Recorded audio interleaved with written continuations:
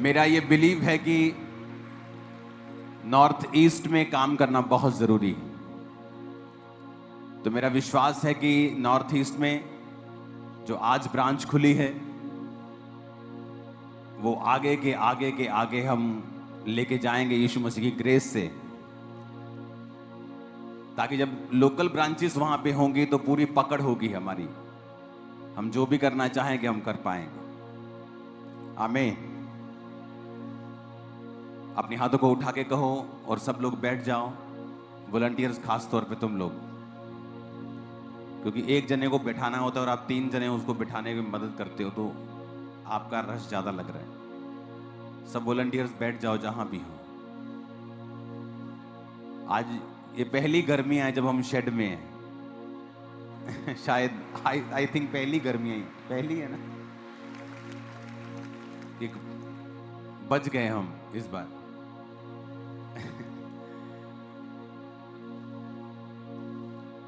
अपने हाथों को उठा के कहो, जो कुछ आज मैं सुनूंगा मैं फलों को लेके आऊंगा और मैं चाहता हूं प्रभु मुझसे बात करें।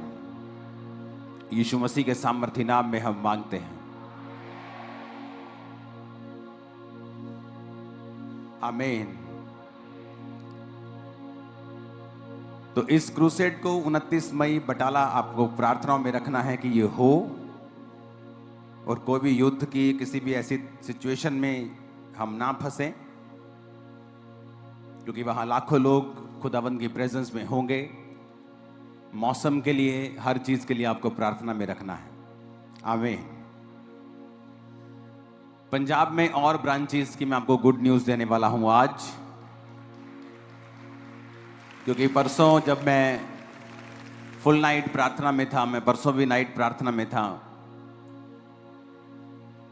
तो मैं कभी भी इस तरह से प्रार्थना में नहीं जाता हूं कि प्रभु मुझसे बात करे या मैं कुछ क्या करूं, मैं कैसे करूं। अब मेरा वो सिस्टम बन चुका है कि अब मुझे सिर्फ प्रार्थना में बैठना होता है, क्योंकि मेरा कोई भी प्रेयर का विषय नहीं होता। तो जब मैं प्रेयर से उठा तो परमेश्वर ने मुझे एक खास तरह का विजन, दर्शन दिया कि मुझे वो कंप्लीट करना है। तो आपको प्रेयर्स में रखना है इस विषय को भी, कि आने वाले हफ्तों के अंदर बड़ी बड़ी ब्रांचेस जो हैं पंजाब में ओपन होंगी, बहुत बड़ी बड़ी और बहुत शानदार। और ऐसे एरियाज में परमेश्वर का काम होगा जहां पहले नहीं हुआ, और ऐसे एरियाज में भी होगा जहां लोग परमेश्वर में हैं लेकिन डेड हो चुके हैं। तो जीवित चर्च का जाना बड़ा इंपॉर्टेंट है। बाइबल कहती है कि तुम मरे हुओं में जीवितों की तरह दिखाई पड़ते हो, तुम दीपकों की तरह हो, तुम ज्योति हो, तुम इस जगत की ज्योति हो। तुम जब जाओगे तो लोग अंधेरों से बाहर आएंगे। और बहुत जरूरी है ये बात लोगों को बताना कि प्रभु यीशु मसीह धर्म बदलने नहीं आए हैं, वो जीवन बदलने के लिए आए हैं। तो मैं आपको ये बातें इसलिए कह रहा हूं कि आपको बताया जा रहा है नहीं, आपके लिए ये प्रेयर का विषय है। It is your prayer point, कि जब आप प्रार्थना करेंगे कि पंजाब की ब्रांचेस अब ओपन होने जा रही हैं, बड़ी ब्रांचेस होंगी, काफी गिनती में वो नई ओपन होंगी, उनके लिए प्रार्थना करनी है। नॉर्थ ईस्ट में ब्रांचेस ओपन हो आपके लिए, आपको उन चीजों के लिए प्रार्थना करनी है। क्रूसेड्स ओपन हो चुके हैं, जैसे ही बटाला का खत्म होगा 15 दिन के बाद फिर क्रूसेड है। आपको उन चीजों के लिए प्रार्थना करनी है कि सब चीजें, मौसम, सारे सिस्टम, सारी परमिशंस मिल जाएं, कोई भी ऐसी घटना ना हो, कोई युद्ध शुरू ना हो थोड़ा बहुत भी, कि फिर वो चीजें अड़ जाएं या अड़क जाएं, क्योंकि शैतान हमेशा से सुसमाचार पर रुकावट डालना चाहता है। तो ये आपके लिए प्रेयर पॉइंट है, और जब आप इस प्रेयर पॉइंट से प्रार्थना करेंगे, मैं आपको डेफिनेटली कहता हूं परमेश्वर आपको ब्लेस करेंगे। क्योंकि जब आपका शरीर परमेश्वर की महिमा के लिए इस्तेमाल होगा, आप अपने जीवन को, अपने मुंह को, अपनी एनर्जी को परमेश्वर के राज्य को बनाने के लिए इस्तेमाल करेंगे। जो वचन कहता है कि परमेश्वर ने कहा मैं तुम्हें प्रार्थना करनी सिखाता हूं, इस तरह प्रार्थना करो, हे हमारे बाप तू जो आसमान में, तेरा नाम पाक माना जाए और तेरा राज्य आए। यानी वर्शिप से शुरू करो और उसके बाद तेरा राज्य आए, यानी परमेश्वर की इच्छा है कि उसका आत्मिक राज्य आए। वो राज्य नहीं जो शारीरिक लोग समझते हैं, जो पॉलिटिकली लोग समझते हैं, इनको अपने एमएलएस बनाने हैं। अगर चर्च को एमएलएस बनाने हो, क्रिश्चियंस को एमएलएस बनाने हो, तो आज पंजाब की 20% पॉपुलेशन अगर क्रिश्चियन है तो क्या 20% एमएलए बनाए जाएं? लेकिन यीशु मसीह का राज्य वैसा नहीं है। उसका राज्य आत्मिक है, लोगों को पापों से बाहर निकालना, उनको सच्चाई पे लेके आना, उनको वचन के साथ जोड़ना। तो ये आपके लिए prayer point. All of you, मेरे फ्रेंड्स, मेरे भाई, मेरे बुजुर्ग, कैसे हैं आप सब? मैं जानता हूँ परमेश्वर आपको देख रहे हैं और आप परमेश्वर की निगरानी में। आज हम एक ऐसे विषय के बारे में बात करना चाहते हैं जो हम सब रोज प्रार्थना करते हैं और रोज उस विषय के लिए चिंता भी करते हैं और मनन भी करते हैं। बाकी वो विषय है हमारे जीवन का आने वाला कल, जिसके बारे में हम ये सोचते रहते हैं कि कल हम क्या करेंगे और कल हमारा क्या होगा, कल हमारे बच्चे स्कूल जाएंगे कि नहीं जाएंगे, कल हमारे जिंदगी में कुछ खुशियाँ आएगी कि नहीं आएगी, कल हमारे जीवन में जो हम चाहते हैं वो पूरा होगा कि नहीं होगा, हमारी सेहत कल कैसी रहेगी और हमारा परिवार सुरक्षित रहेगा कि नहीं रहेगा। ये कल आपको रोज कहीं ना कहीं एक क्वेश्चन मार्क जरूर देता है।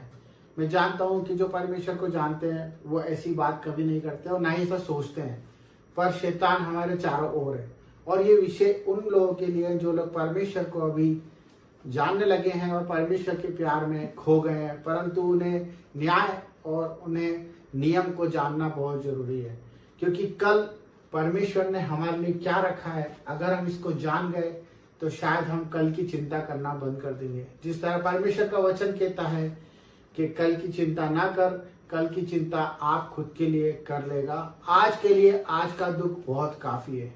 यही वचन परमेश्वर ने हमें इसलिए दिया है क्योंकि जो लोग भविष्य की चिंता करते हैं, जो अपनी खुद की सेल्फ चिंता करते हैं, जो अपने परिवार की चिंता करते हैं और कल के विषय में मनन लगा के अपनी पूरी जीविका खराब कर लेते हैं और ये नहीं सोच पाते कि हमें कल क्या करना है, उसी विषय में परमेश्वर हमें कहता है कि तू कल की चिंता मत कर, कल की चिंता आप खुद कर लेगा, आज के लिए आज का दुख ही काफी है।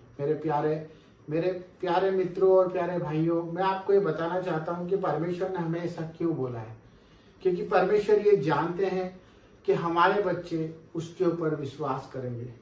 क्योंकि जो अनंत जीवन का स्वामी है, जो राजा होगा राजा है, वो हमारे कल की नहीं, वो हमारे जीवन की रक्षा करता है। हमारे पूर्वजों से उसने हमें गोद ले लिया है, उसने हमें मोल देकर चुकाया है और हमें स्वीकार करा है जिस भी हालत में थे हम।